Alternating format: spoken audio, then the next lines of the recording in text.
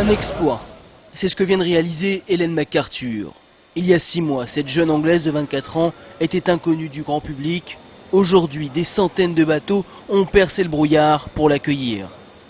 Pour voir de près ce phénomène qui aura inquiété Michel Desjoyaux, Ellen, elle qui apprend si vite, est la révélation de cette course. Épuisée, elle se sera pourtant battue jusqu'au bout. En bouclant ce tour du monde en 94 jours, elle prouve maintenant qu'elle a sa place dans la famille des légendes de la mer.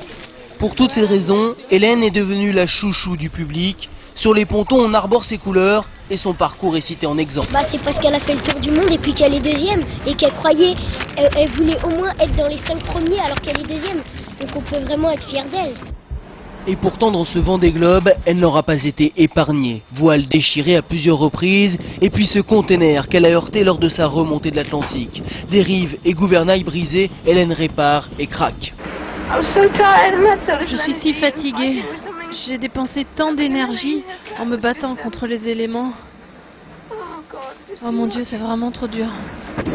Aujourd'hui, Ellen n'a qu'un seul regret. Elle va devoir descendre de son bateau après 3 mois en sa compagnie, une séparation douloureuse pour elle.